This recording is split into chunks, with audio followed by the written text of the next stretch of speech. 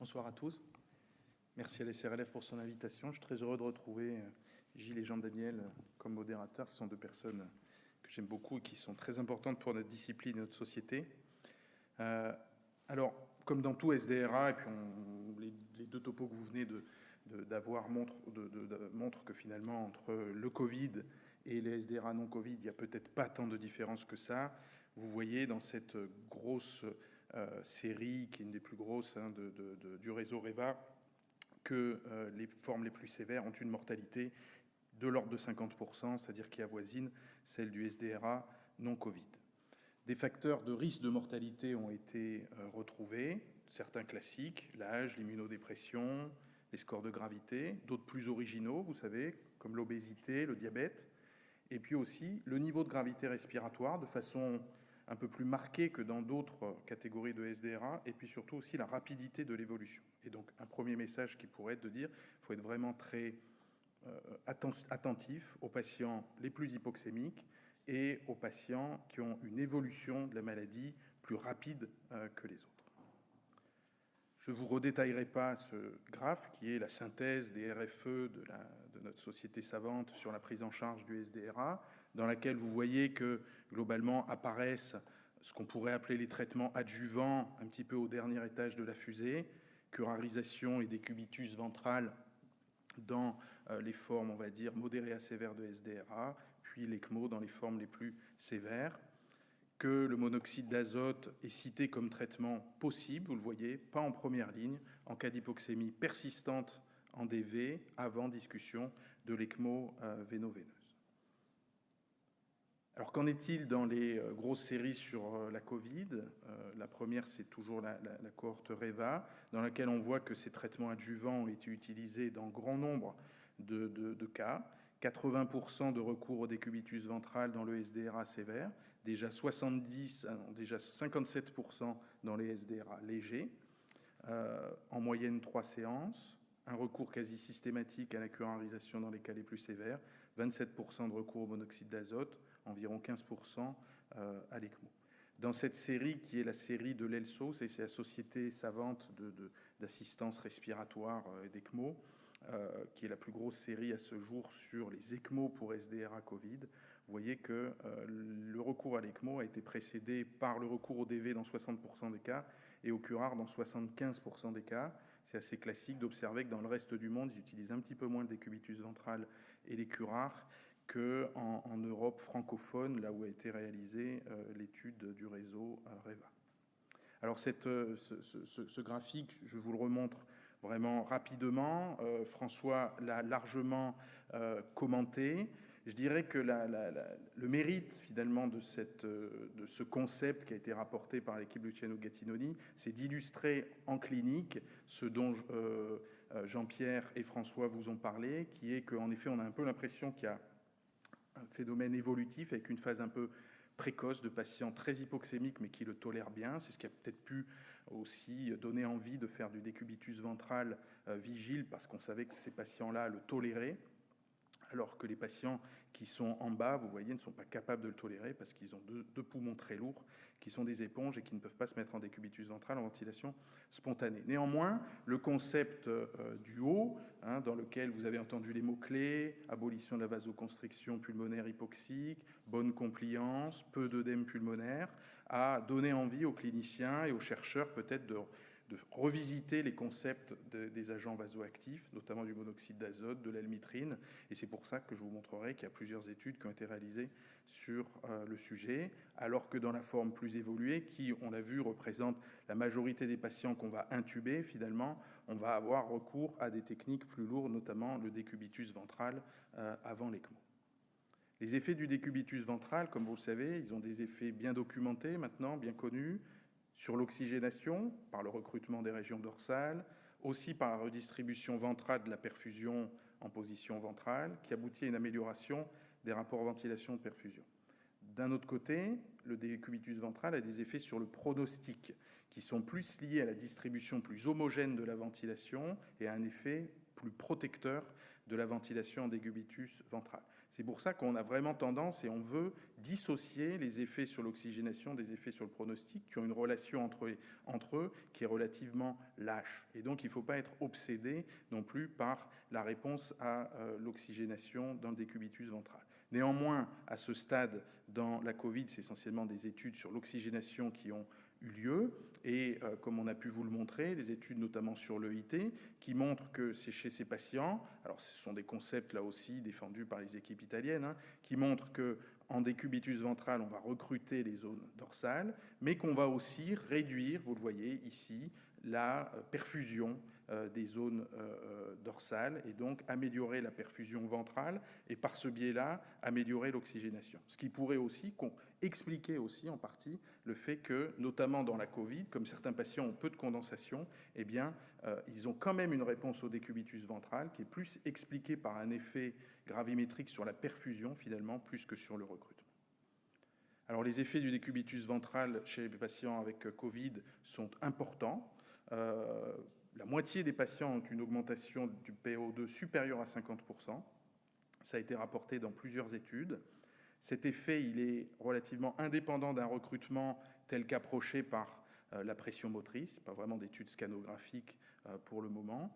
Par contre, ce qui est intéressant aussi, c'est que la réponse au décubitus ventral, elle est relativement bien prédictive d'un bon pronostic. Il n'y a pas évidemment obligatoirement de lien de cause à effet, mais en tout cas, les patients qui répondent au DV ont statistiquement une durée de ventilation plus courte que les autres. Ce qui a été important aussi au cours de la pandémie, c'est les problématiques de logistique, vous savez, avec de nombreux patients à retourner. Et une étude originale italienne est parue qui a montré globalement qu'on pouvait peut-être faire des séances de DV plus longues, éviter de retourner les patients 2 fois par jour, les laisser 36 heures en décubitus ventral. Ce sont les box plots rouges, vous voyez, où on a une amélioration soutenue finalement, qui persiste dans le temps, jusqu'à 36 heures de l'oxygénation, sans, dans cette étude, d'effets vraiment délétères. Il faudra être, bien entendu, très attentif chez ces patients aux risques liés à l'extubation ou aux ulcères. Comme on l'a dit, beaucoup de patients de nos cohortes de Covid sont obèses, et l'obésité ne doit pas être un frein à la réalisation du DV, bien au contraire. En effet, les quelques études qui ont eu lieu spécifiques sur le décubitus ventral chez le patient obèse, hors Covid, ont montré que les effets bénéfiques, notamment sur l'oxygénation, étaient au moins aussi importants, voire plus importants chez les patients obèses que chez les autres. Il suffira cependant d'être attentif à bien libérer la cavité abdominale pour éviter les hyperpressions intra-abdominales. Parlons un petit peu de l'ECMO en quelques diapositives. Je vous ai remis cette diapositive d'une étude qui a maintenant plus de 10 ans, pour vous rappeler, et notamment pour bien préciser aux plus jeunes, que l'ECMO a subi un fort essor au début des années 2010 avec la pandémie de grippe H1N1. Et c'est vrai que la grippe H1N1 était assez différente de la Covid. Vous voyez, il s'agissait de cohortes de patients extrêmement hypoxémiques, avec une acidose respiratoire très sévère, des patients qui quasiment d'emblée étaient inventilables, avec des radios et des scanners qui pouvaient ressembler à ça. Donc la Covid est très différente de ça, mais de façon logique et dans les formes les plus sévères, l'ECMO s'est imposé comme une ressource possible dans les formes les plus sévères. On doit évidemment à nos collègues chinois, c'est logique, d'avoir rapporté les premiers cas lors de la première vague. Il est vrai avec assez peu de succès, dans la mesure où je pense qu'ils ont rapporté des cas de patients un petit peu mis sous ECMO très tardivement, avec déjà des atteintes respiratoires très sévères, et donc des résultats de mortalité qui ont été parfois assez mitigés. Pas mal de patients ont été traités avec ECMO dans le reste du monde par la suite, et je vous mets ici 2 des principales séries sur le sujet. La première parisienne, vous voyez, qui a rapporté après la première vague 83 patients. On peut noter donc chez ces patients, chose importante, une durée d'ECMO qui est longue. Il s'agit de patients qui vont avoir une atteinte prolongée, et donc on a des durées d'ECMO plus longues que dans le reste des indications. Un recours très fréquent au DV sous ECMO, beaucoup évidemment, vous le savez, d'embolie pulmonaire prouvée sous ECMO, avec des problèmes du coup d'anticoagulation et la nécessité d'anticoaguler plus que les autres, ces patients.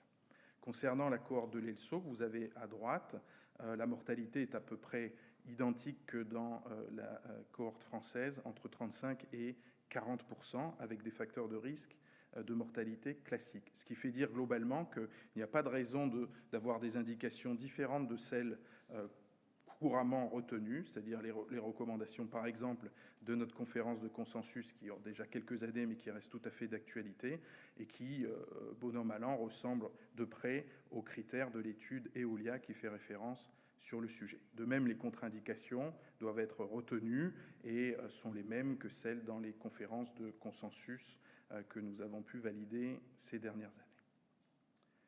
Le recours au décubitus ventral sous ECMO, on le sait, est efficace puisqu'il procure une amélioration, vous le voyez, substantielle, supplémentaire d'oxygénation par rapport à la ventilation sous ECMO sans décubitus ventral. C'est vrai hors du Covid, comme par exemple dans cette étude. C'est vrai aussi dans le Covid, comme dans cette étude lilloise, qui le montre, vous le voyez, une augmentation quand même assez significative du rapport PO2 sur FiO2 chez des patients très graves, rapport PO2 sur FiO2 à 84, chez des patients avec une ECMO à plein débit et FiO2 100%, donc des patients chez qui on a relativement peu de réserve respiratoire. À savoir si le DV est utile sur le pronostic fait l'objet d'études actuelles. Je finirai en quelques minutes sur la place des agents vasoactifs, donc monoxyde d'azote, almitrine, de façon très schématique, caricaturale. Dans un poumon malade, inflammatoire de SDRA ou de Covid, vous avez probablement des zones bien perfusées qui cohabitent avec des zones mal ventilées, Logiquement, un phénomène de vasoconstriction hypoxique est censé limiter la perfusion dans les zones mal ventilées et réduire le shunt. Probablement que encore plus dans le Covid que dans d'autres maladies, cette vasoconstriction pulmonaire hypoxique pourrait être altérée.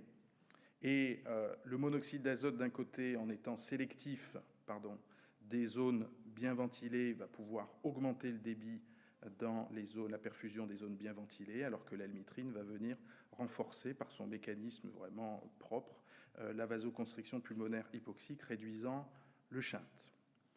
Les vieilles études montrent que le NO inhalé, ça marche, bien entendu, dans les SDRA, 50% globalement de répondeurs dans la plupart des études. Et donc, du coup, comme je vous disais, dans la mesure où il y a une composante probablement vasogénique importante, au moins au début de la maladie, différentes études se sont intéressées à revisiter le concept dans le cadre de la Covid, avec des résultats très mitigés néanmoins.